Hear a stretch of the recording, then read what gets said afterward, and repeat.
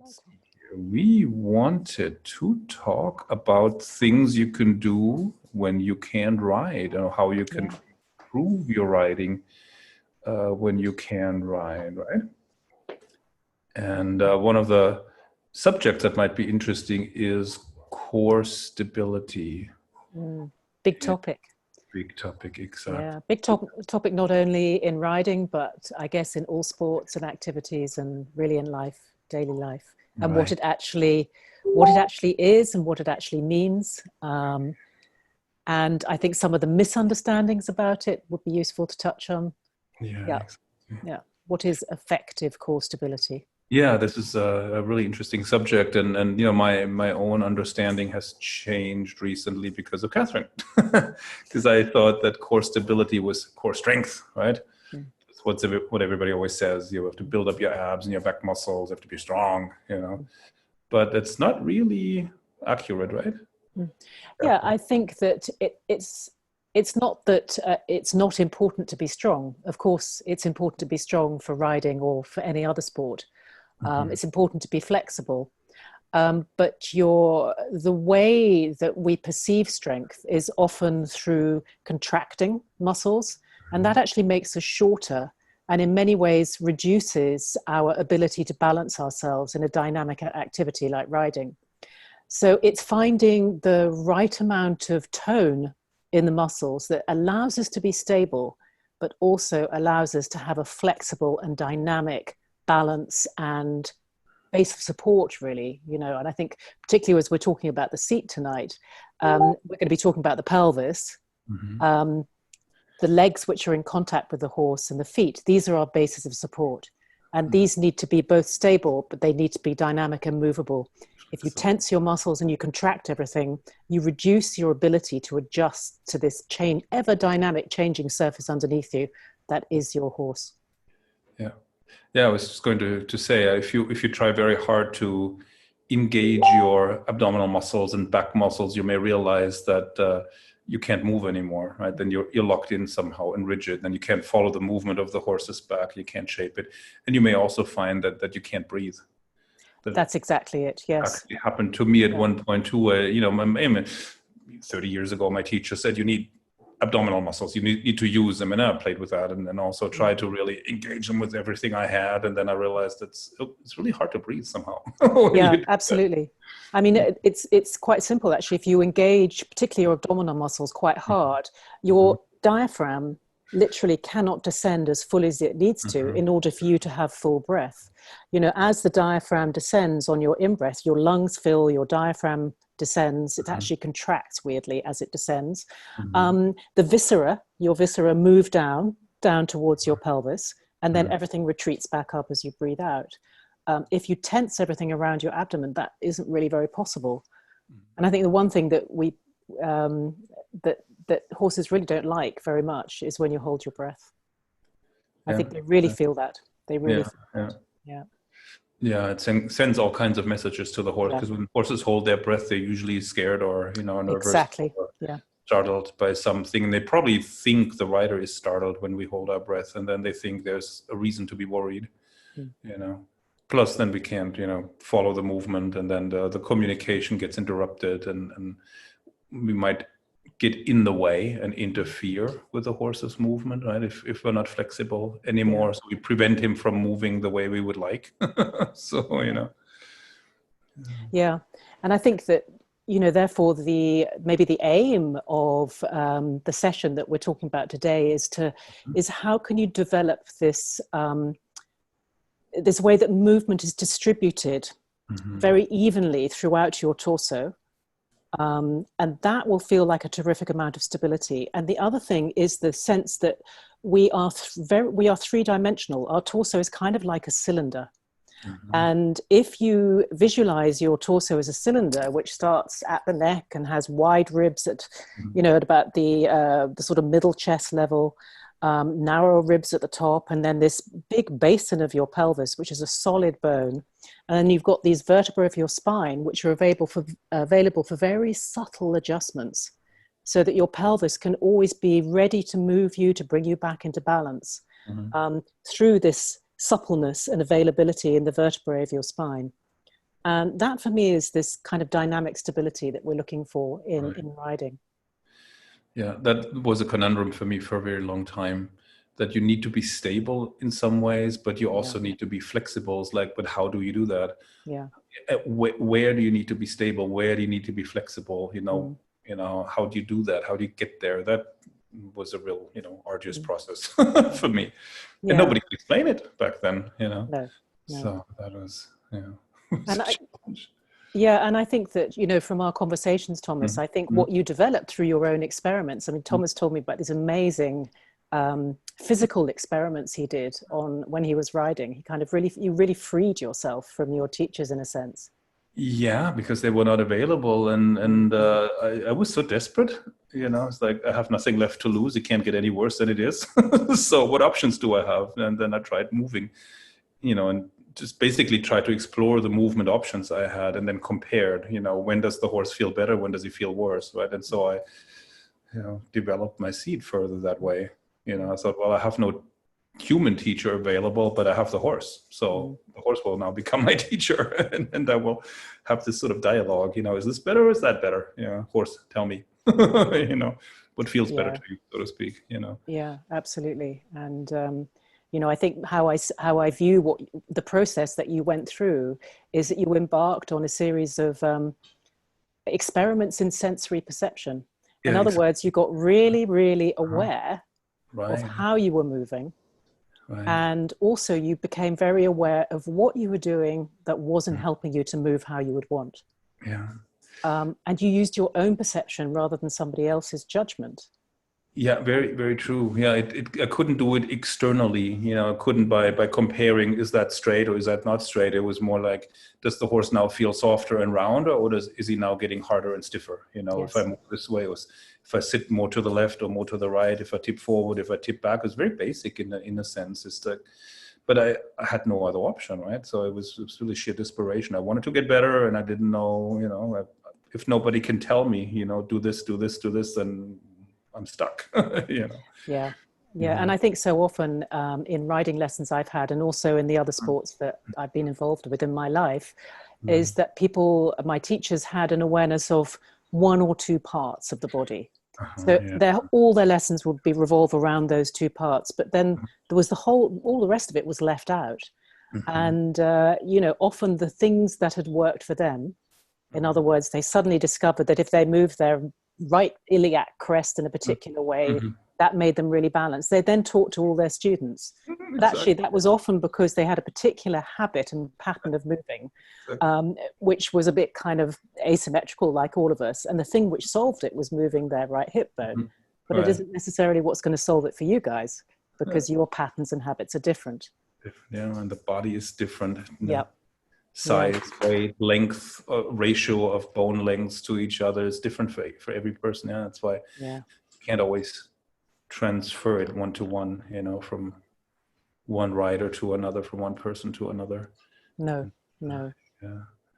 But what you can learn to do is become much more aware of how all the parts of you, and with the method that I teach, which is Feldenkrais, we're talking particularly about bones and joints.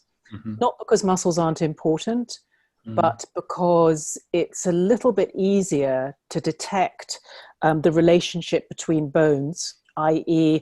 if you want to keep the front of your ribs relatively close to the front of your pelvis, that's quite easy to feel. You can sense that.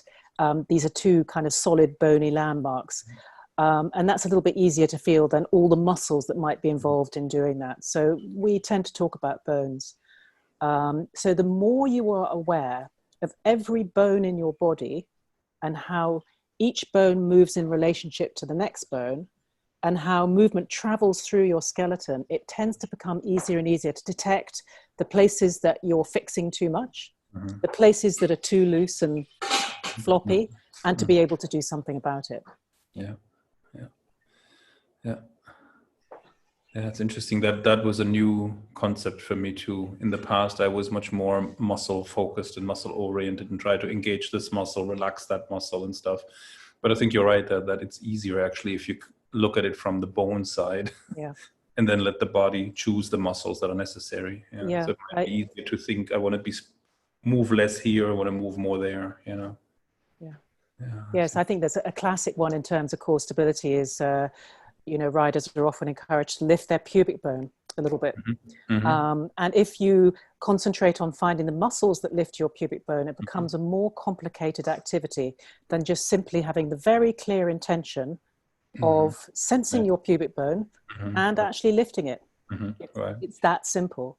You don't have to do complicated things with the, rectus abdominis or the obliques or transverse or any other kind of things. It's, yeah, very true, very true. And it's interesting, huh? Yeah, and course, since we started talking about core stability specifically, the question would be why? Why is that important? Who cares if your core is stable or not? Yeah.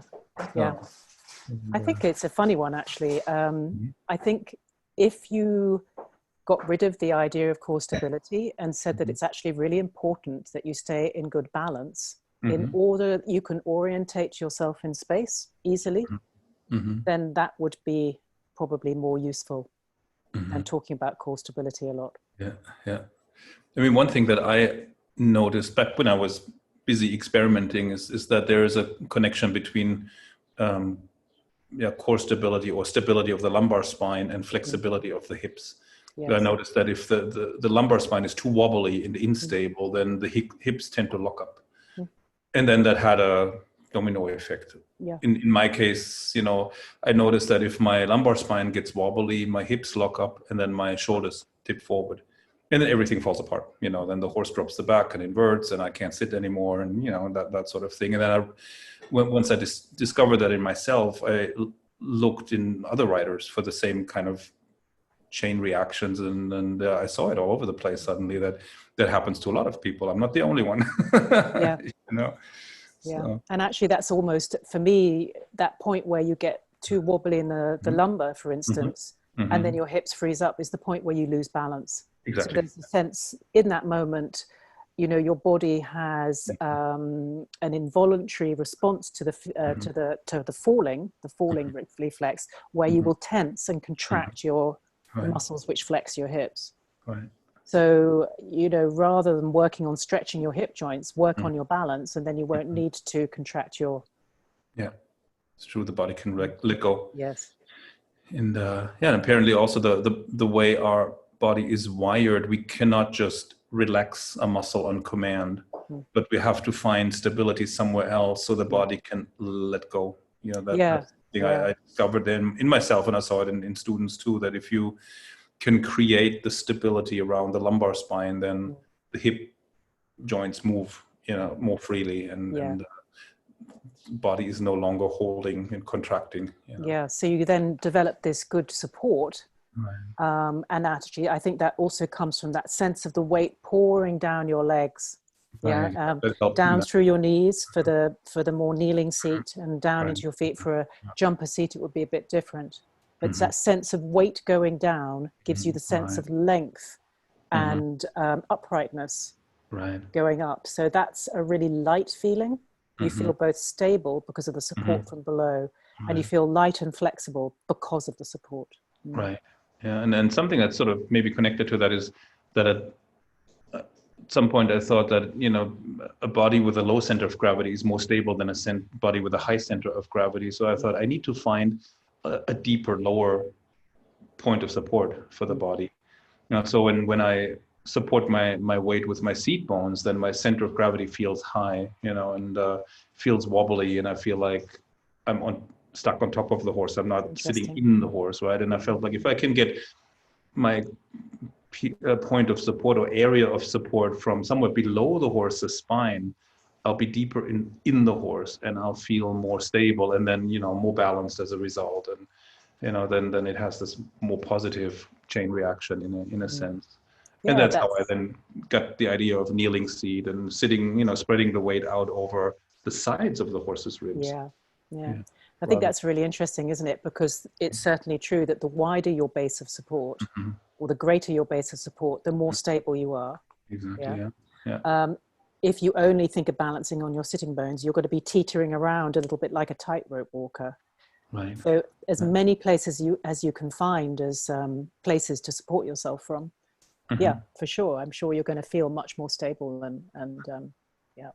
Yeah, and yeah, of course, a lot of teachers tell their students they should sit on their seat bones, you know, and may be helpful for somebody who tips forward all the time, who perches, but it has its limitations too, because if you just sit on your seat bones with your whole weight, then the area of support is small, and the center of gravity feels high, and the horses often don't like it.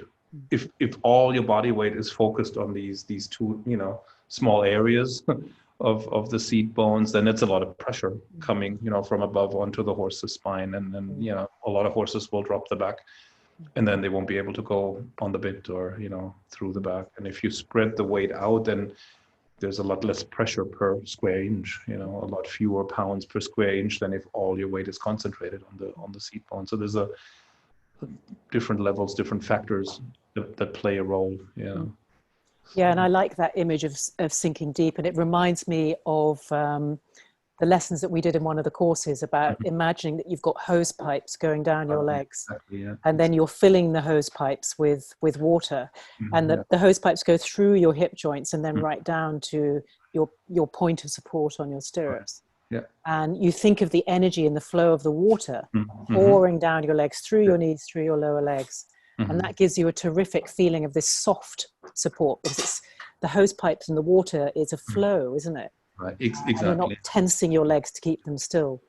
That image always helped me, this thinking of horse and rider as a system of pipes with water flowing down, or picturing the horse in a shower, basically, where the water comes from above and it flows around the rib cage and drips to the ground. Whereas if the horse's back is so hollow that there's a puddle collecting in the middle of the back, then you have a problem, right? And when I sit just on my seat bones, that I feel like there is this puddle gathering on the horse's back, and the weight cannot flow down into the ground. There's no connection then from my seat to the ground through the horse's legs. Whereas if I have that feeling of I'm kneeling and the weight is spread out and the weight flows around the rib cage, then I feel like I can connect my own weight to the ground, and then I have a lot more stability, balance, control over the horse too, that way. And the horse is much more balanced.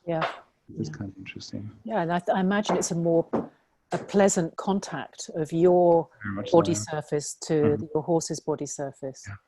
And I was thinking about, because the people tonight, maybe some of you can't ride or you can't be with your horses, but these are the sort of things you can take, these kind of imageries of, imagining that the bones of your legs are like hose pipes with the flow of water going down, and your spine is like a hose pipe, and maybe the water flows up your spine, so you get that feeling of lift. And these are the things that maybe you can start to play around with. And we're going to put some other movement lessons into the group, so that you have a chance to get some really concrete, some concrete movement lessons, which will help you with some of these concepts.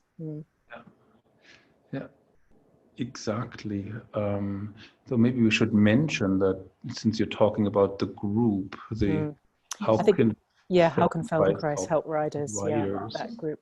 And Shanna will post the link, or has posted the link. Oh, you're okay, not letting it. Yes, computer issues. No, Facebook issue. Okay, and but so Shanna will post the link. But Catherine just gave me the idea, of this whole mental rehearsal thing, because this would be perfect, right?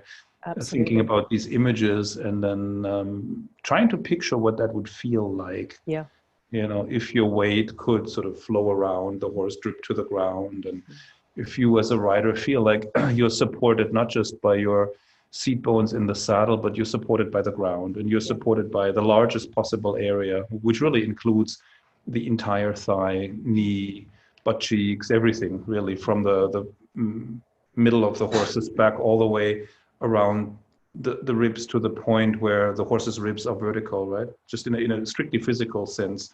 anything above that point where the horse's ribs are vertical could be used to support your weight, right? And so if you think of taking advantage of that and using that entire area, then you may actually end up feeling lighter to the horse than you are, because now the weight is spread out more. Yeah, I think that's right. And if with your image there and the visualization, you can also include in your visualization what would it actually feel like against your inner thighs as you were imagining this? How would the horse feel? Could you imagine the sense of his skin, the warmth of his body? Could you imagine his breathing your legs, so that you fill in the visualization? I broke my leg, I think in the early 2000s, and I was teaching skiing at the time. And I spent 4 weeks skiing in my imagination. And I promise you, I really improved in that time. I kind of managed to sort of unstick some of the difficulties that I'd had. And it was really quite amazing when I got back onto my skis, how much I improved through, really trying to imagine as many details as possible and what it would be like to make that turn and then this turn. And, I think this is something about what you're talking about. Yeah. And you can actually even imagine, how would you breathe? What would the carriage of your head be? Where would you be looking? What would your environment be? Are you out in the fields having a fantastic hack, or are you in the arena? So that, you keep this sort of riding readiness in a time where, it's pretty hard for many people to be able to actually physically have the reality of it. It can drive you crazy if you can't see a horse and you can't ride. As in the past, that would have killed me if I couldn't. Or, it would have been, extremely unpleasant to be around, to say the least. Well, you would have been unpleasant to be around. I would have been. Just ask Anna. But yes, I mean, I think it's an important point, isn't it? Is that things like our horses are what help us keep feeling balanced and well regulated. So absolutely. Maybe we need to do as much as we can to imagine we're still in contact with them. Yeah, and I think it helps. It can help you probably not go crazy if you can visualize it in a very lively way. And I mean, every time I read a horse book, I would always try to write it in my mind, try to experience in my imagination what that would feel like, what the author is talking about. So it makes for slow reading in a way, but it's thorough, right? And then you may have to stop and think about it. And sometimes you come across passages that don't make sense, or you don't understand them. It's like, hey, how could he mean that? And then I would think, well, these people probably knew what they were doing. They're probably not stupid. They were probably good writers. So I need to take it seriously, even if it seems like a contradiction to what I have read before or what I've learned before. But let's assume they're right. Let's assume they're describing something that's valid, right? So how could I make that work, that it's logical and that it fits maybe with what else I've learned? And often if you look at it from slightly different angles, you can make it fit and find an interpretation that kind of goes together with everything else that and I always thought that was useful to try to write in my mind what I was reading, like a sort of rehearsal. Yeah, exactly. It's a mental rehearsal, or looking at photographs or videos and then imagining what that feels like. I used to do that a lot. Back then there weren't many horse videos, but lots of pictures, old pictures of the Spanish riding school, and people I thought had a good seat and rode well. And I would always think, well, what's the difference between them and me? What are they doing differently? And what would that feel like to sit like that? And that, I found useful as well. Especially if you can't ride, then it's a good way maybe to spend your time. I mean, exactly. And actually, I mean, you can physically put yourself into a position where you're kind of nearest to ride, and then that could be in standing, or it could be in kneeling tall on your knees, or if you've got a bar stool, Yeah, exactly. Of course, none of the bars are open, but maybe you have one in your home. And one of these big physio balls you could sit on. Exactly, that's a good And one. yeah, and then you can imagine what's it like to feel this sort of sense of Mhm. the hose pipe weight going down your legs, Exactly. and try it out, and then maybe just start to experiment with imagining riding different movements. So, you imagine a leg yield to the right and you slightly turn your pelvis in the direction of the travel. And you do it with your eyes closed because you're not on your horse. You'll feel, oh, that's really interesting, because when I imagine the right leg yield, that happens really easily or not. But when I imagine the left leg yield, there's a little bit of stickiness. And I can feel that stickiness is in my right hip joint, or, so these are the sort of things that you can really use this time to kind of discover where your, we call them these black holes of awareness, but where your sensory awareness isn't complete. Your picture of yourself, your sensory picture of yourself isn't complete. Right. Yeah, and that's fascinating to compare. Can I rotate my pelvis equally easily, left and right? That sort of thing. Can I tip forward and back with my pelvis? So and then by doing that, you may also discover where the middle is. Yeah, absolutely. Yeah, that sort of thing. Go all the way to the front, go all the way to the back. Where is your original neutral? Is that closer to the front or is it closer to the back? That sort of thing. Or lift one seat bone, lower one seat bone. That's something you could do on a hard chair, for example, right? It's like, is it easier to lift the left or is it easier to lift the right? And then gradually, maybe you feel what your original neutral is. Is that really 50-50% or, 60-40, 70-30? Yeah, and you can be doing that right now, which is, as you watch. But I think the other thing about what you said is it's very interesting when you start to play around with your example of something of tipping your pelvis back, forward, a little bit right, left, maybe rotating. In those movement experiments, your middle will change automatically without you even having to think about it. You will find a different point of balance. So you will go from what you might say is your subjective middle. In other words, for most of us, that's a bit out of whack. And then through doing these movements, you'll suddenly find that you're much more in the true middle. And that's a really interesting phenomenon. It is something about our vestibular system and the kind of imperative that we have to try and stay in balance. And of course, the horses, that's kind of what you're doing with the dressage, isn't it? You do shoulder in, counter shoulder in. You don't just put the horse on one spot and like straighten them out. You do a whole lot of movements in all sorts of different directions. And then, hey presto, suddenly they're straight. Yeah, exactly. And these movements of your pelvis or your body, they produce the turns, the movements, and so on. And if you can experiment with those, if you have a saddle at home and put it on a sawhorse or whatever, and then sit in that saddle, play around with it. Or if you have an office chair, maybe you can do rotations and things like that. That could be useful. And then you can observe, how easy is it going left, going right, and compare the two sides of the body, or move your shoulders back and forth, because most people on the horse lean forward a little bit, right? And they would swear that they're vertical, and then they could lean forward and they could lean back. And like you said, then they get a different sense of where vertical really is. And then once you've practiced that on a chair or on a saddle, in your home, you could do the same thing on the horse when you can ride again. And then these movements are familiar, and then you can pay attention to the horse's feedback. So at what point of my rotation or tilting or leaning does the horse feel good? When does he feel worse again? You probably find that there's a certain spot where the horse feels the best, and the more I leave that spot in any direction, the worse the horse gets, right? To the front, to the back, to the left, to the right, So and that's really interesting. So then you can basically define a neutral spot where the horse feels most comfortable, and I assume that's the spot where horse and rider are both most balanced together. So the asymmetrical horse and the asymmetrical rider, that's where they meet. And that might not be the objective middle, but it's like a combination of the two asymmetrical beings. It's the sweet spot, isn't it? It's a sweet spot where two systems become one system. Right. Yeah.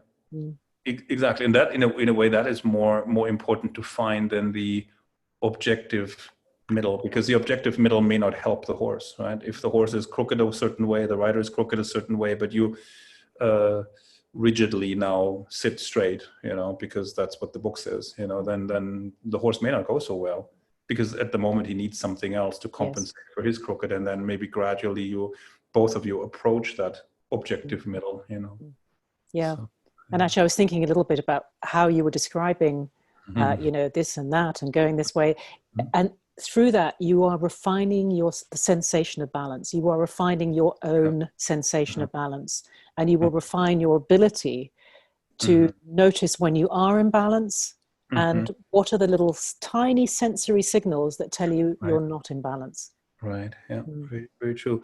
And I was just thinking that if you do all these 3-dimensional little experiments, like tipping forward and back and rotating and leaning, you're probably activating those inner core muscles close to the spine that create stability and create these fine motor movements. Yes, and when you are in balance, then these large muscles, which are really designed to help you move through space, are available and free for that job, for the job that they're designed for. Whereas when you're out of balance and you're making a lot of effort, those muscles are generally engaged in doing postural work, which they're not really supposed to be doing, so not designed for. That's true. And when you ride, or when you watch somebody ride, when they're out of balance, they have to hang on with their hands and legs, they have to grip, otherwise they fall off, right? And when they're in balance, they can relax their arms and legs, and then they are available for feeling, communicating, giving aids. And that's probably something you could also play with, sitting in a chair or on a physio ball or in a saddle, in at home.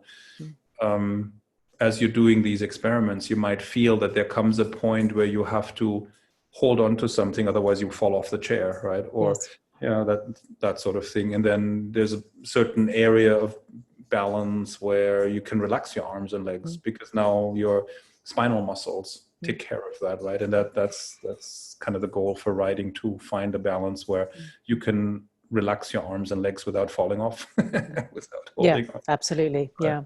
And that's something we'll be touching on towards the end of the week, when we're talking about chest and shoulders and the arms and the hand, and how particularly with your arms, how they can be soft and light and not kind of rigidly trying to help with your balance. Actually, do you want to look at some of the comments in Facebook? Yes, we could see a few, couldn't we? Yeah, a few. There was a here's Samantha Joubert was saying, this is definitely giving everyone something to really think about. So I'm starting from the bottom now, because it's a little easier. And Heather Jane Warburton says, I have a rocking horse, but think it might break, so we'll settle for a physio ball. Okay, Shanna, did you find the... Liz Pete had a question. I don't know if they can hear me. Liz Pete, it's further up. How will the visualization of water flowing through the legs help to stabilize wobbly lower legs? That's a good question. Catherine, do you want to...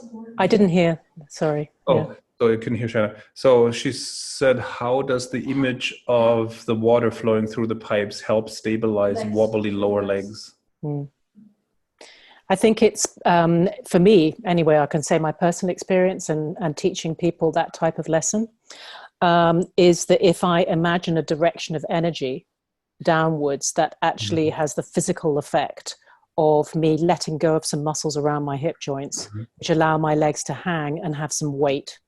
And when my hip joints are free and my legs have some weight downwards, then generally the lower leg gets stiller. So it's a sort of trick, isn't it? A sensory trick. You imagine a substance like water, and you imagine a direction, and because it's, these things are happening in the sensory motor part of your brain and nervous system. It's not so much that you're rigidly thinking, I am like water, but something takes place in your body, which gives you a different feeling. And visualizations don't work for everybody, Right, And the way I explain it is usually that every joint in the body has to participate in absorbing the movement of the horse. And if one joint isn't doing its job, another joint has to work extra, so to speak. So if you see excessive movement in the lower legs or in the hands or in the head, the kind of vulture or pigeon head, then it means that some other joint is not moving enough, right? So on what you're seeing is a compensation. That's why it doesn't work when you tell the student, hold your hand still, or hold your lower leg still. That makes it worse, and they stiffen up more. So you have to find out which joint is not moving, right? And that's often the hip joints, because that's sort of the central intersection of all energies and forces in the body, right? And so then you could ask, why are my hip joints not moving? And then for me, that often came back to the lacking stability around the lumbar spine. And that led to that cascading effect, of hips locking, hands starting to bounce, or lower legs starting to kick, and so on. And if you can trace that domino line back to the very first one that fell over, then the noisiness disappeared, and specifically with that image of water flowing around the horse and to the ground, that helped me free up the hip joints. It, kneeling and feeling my weight kind of flowing along the thighs and into the ground made my pelvis feel lighter somehow, and gave me more vertical mobility in the pelvis. And then it allowed the lower legs just to hang. Yeah. So that's how that worked for me. It's similar in a way to what you were explaining. Yeah, and I think there's something about the image of water which maybe alerts you to unnecessary tension around the joints. It's a funny thing, but it's just like, is something flowing like water through my knee joint? Oh, no, it's not. I can actually feel some tension, maybe in the kind of hamstring tendons or gastrocnemius, these calf muscles. It sort of gives you a way into feeling the tensions that maybe you don't normally notice. Yeah. And I think maybe sort of a subconscious advantage of the water image is that water is always flowing somehow. It's soft, it's moving, it fills the space that you pour it into, and that sort of thing. And I think it prevents us from becoming rigid. So often when in traditional seat lessons, and you're taught, put this body part here and put that body part there, heels down, head up, whatever, and that can create a rigidity. And I think the image of water may prevent that rigidity, that might keep us fluid as well in our body. That might be more on a subconscious level, but I think it has an impact. So let's look. Deborah Woodward, furniture writing now. Yes, exactly. Let's see here. Juanita Bird says, would sitting on a saddle seat at work help? Yeah, absolutely. Yes. Why not? I've seen these bar stools about basically saddles, right, on a foot. And if you have something at work, that'd be great. They also used to make these save the back chairs where you're kneeling essentially, right? I don't know if they still make those. They have no back to lean against, and I always found them painful for my shins. But they kind of put you in the right position for riding, so that might be something to play with as well. And let's see here. Anthony Wood says, I've got a saddle. I may lay it over a fit ball wedged into a garden chair. Hey, actually, you can do that. But also, Anthony, you can put it on like they have these quite cheap stools at Habitat, or they used to, and you can just put the saddle on top of the stool and have a stool saddle, saddle stool. We're quite nice. Lena Field says, sounds risky. Well, only if you're not balanced, right? You don't have so far to go off an exercise ball, do you? That's true. It's not far to the ground if you get bucked off.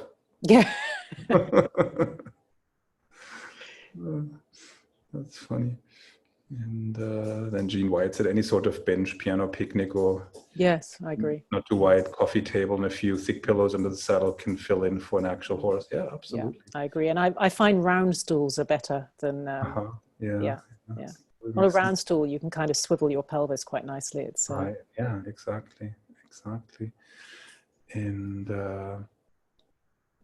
Yeah, and I think it's this. It would be very valuable to play around with this at home, off the horse, and then once you've gained, new insights, take it to the horse later, and then see how the horse responds, and just basically ask for the horse's opinions, like, where do you like me to sit? Where are you most comfortable?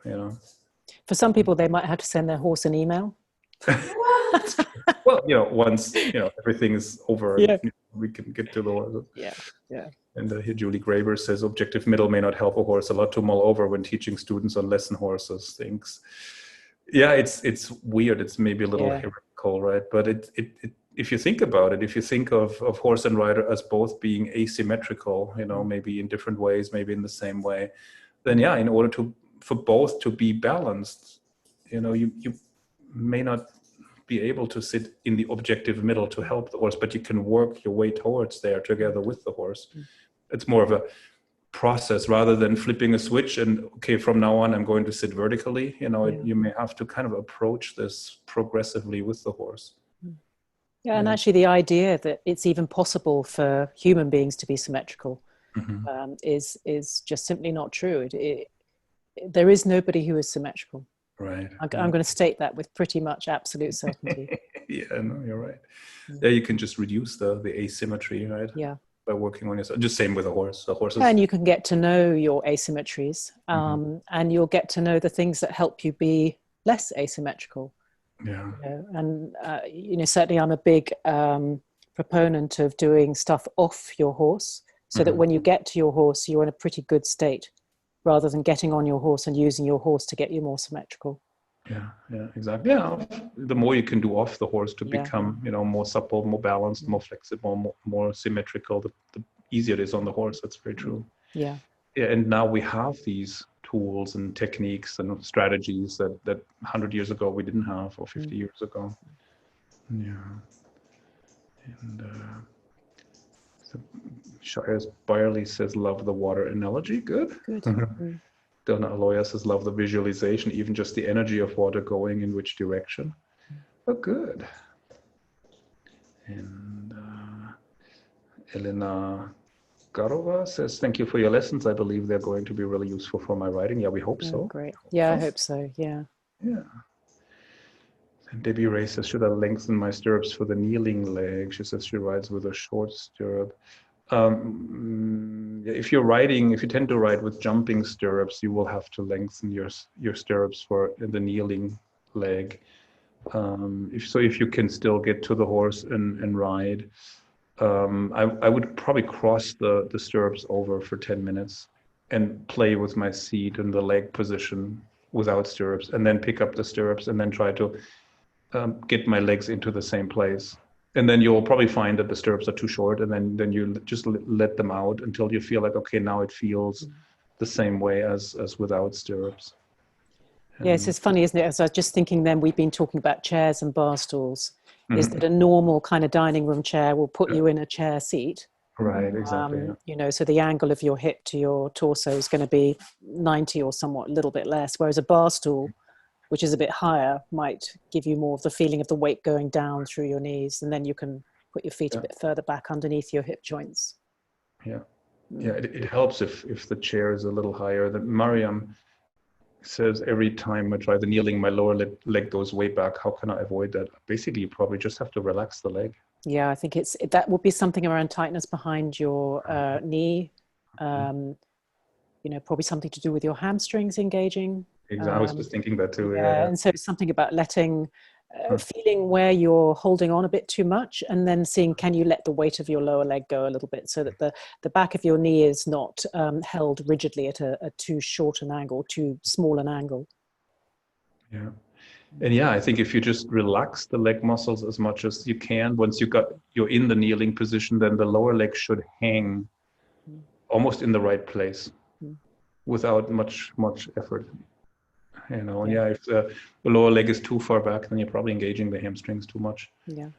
Or it could possibly be that you feel a bit out of balance, and then the muscles in the back of the legs tighten to stop you falling. So that's another possibility, because your calf muscles on your hamstrings are pretty big they're pretty active in terms of the falling reflex. So that's another possibility, is you'll feel slightly tipped out of balance in some way, and therefore these muscles are trying to stop you from falling over.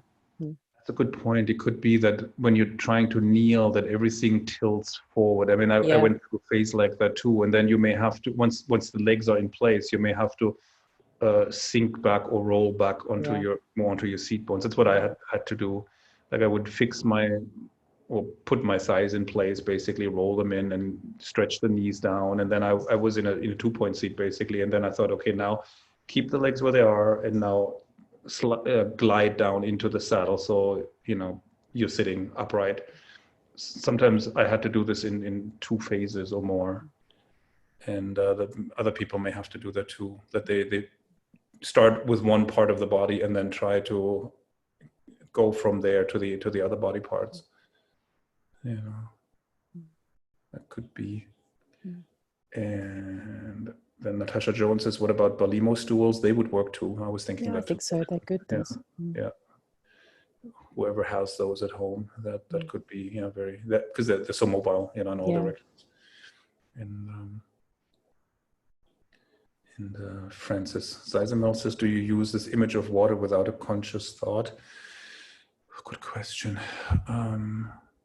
It comes and goes. I don't always think of it. So when I write, and not as much as I used to, but once I was experimenting with these things a lot, and thinking of the weight and shifting the weight, placing the weight and letting the weight flow into this leg or that leg. I often, this image came up in my mind. I think as I was playing with sending my weight into different corners of the horse through different legs, and then this image just came up by itself, this like a hollow body, and the weight is like water that I can pour, and and then of course as it becomes more habitual, then you're busy with other things, and that image goes away again. I think that's a really important point actually, because your brain enjoys freshness for learning. So it might be that the hose pipe water image really works for a while, and then suddenly you need something fresh and something different to pay attention to. If you always pay attention to the same old things, you'll probably get the same old result. So yes, it's about not being mechanical, but being present and really noticing, yes, this image is really working for me, but also noticing where it kind of loses its interest almost. I think that's pretty much how the brain and nervous system is in this type of learning, which is a more organic type of learning. Good point. Jennifer says, wear your helmet. Could you imagine explaining how you got hurt if you get bucked off your exercise chair? It's absolutely, very essential when you're riding inside. Always wear full equipment. When you're riding on furniture, always wear a helmet. And so Laurie Anderson says, I have a pretty flexible back with a hollow in my lower back, and sometimes when I remember to breathe, it changes my balance. I feel like I get more hollow in my back and tend to want to engage my core in an attempt to get back to neutral. Anyone else? And Eldor Saladelso says, yes, this is me exactly. I tend to actually, if I'm going to lose balance or get unstable, it'll be through arching my back rather than through flexing, for sure.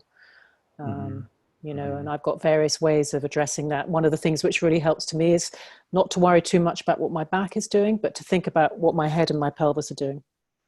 So I have a place, I know where I get to a place where I feel like my head is almost like a ball balanced on a pencil. And it's like, one of those nodding, those little nodding dogs you used to get in the back of cars. I just feel that that's placed there. And then I know that my back is not going to be doing that arching thing. And my pelvis will be in a particular place of balance. Relates to that with my head. So, you just go somewhere else than where you feel the problem. And often you'll get a different solution, if you like. Interesting. I just thought of something else that might be an interesting experiment that you can do at home with these, especially if you have some sort of a swiveling chair, office chair or Balimo chair, that you try turning pelvis and shoulders and head in one piece, and then try to keep the shoulders still and just turn the pelvis left and right, and vice versa, keep the pelvis still, turn just the shoulders, because I think that's where a lot of people have trouble. Yes, it's between often you get kind of asymmetry between the shoulders and upper ribs and the pelvis. You can also be really fancy with it. You can turn your shoulders one way, you can turn your pelvis and your head the other way. Exactly. You can turn your shoulders and your head and your pelvis in the opposite direction. Yeah. You can turn your pelvis one way, your shoulders another way, your head with your pelvis and your eyes with your shoulders. I know, that's crazy. I know Feldenkrais does a lot of these lessons, right? And that really scrambles long-held Yeah. patterns. Yeah. So there you go. I think that's awesome. It's disorienting a little at first, It's a little right? disorienting, yeah. Yeah, But it makes changes. Very helpful, yeah. Yeah, Exactly. it really helps you free yourself of bad habits or not so helpful habits, patterns of movement. Yeah. And disrupt, I think it disrupts. Yeah, it disrupts, exactly. Yeah. And yes, you know, it makes me think of some writing students I've had over the years who had trouble turning because they would turn their head 90 degrees because probably somebody told them, look where you want to go, right? So they turn their head 90 degrees and the shoulders maybe 45 degrees, but the pelvis points straight ahead, belly button to 12 o'clock. So the horse goes where the belly button points, right? Yeah. And then they had very little awareness of their pelvis, I think. And then they were always surprised, why, you know, is the horse not turning? I'm turning, you know, but they were only turning a part of the body. And then, of course, if you turn your shoulders a lot, you pull on the inside rein, you throw the outside rein away, and then it's disaster, right? Then the horse will never turn correctly that way. So they have to learn to move more in one piece, or to think with the pelvis, think of initiating the turn with the pelvis, not with the head, not with the shoulders, and so, yeah. So, yeah, and then these Feldenkrais lessons are awesome for that. And the ones that you briefly there mentioned with turning every body part in a different direction, that will really help with that. But yeah, like Shanna says, it's been almost an hour. We should probably say goodbye, but we'll do this again tomorrow. We will, and tomorrow is hip joint flexibility, which of course we've come into a little bit today, but we'll go more into. Yeah, it's all connected. It's like you can't talk about one without the other, right? Yeah, exactly. All body parts, you know, influence each other, like with a horse. Exactly. Yeah. Yeah. Good. So we say good night. Yeah, good night. That was a lot of fun. Thanks, Catherine. Thanks. Yeah, no, thanks. And okay, 7 o'clock GMT. So that would 7 o'clock GMT tomorrow, Tuesday. Exactly. Slightly losing track of time here, but I know. We do too.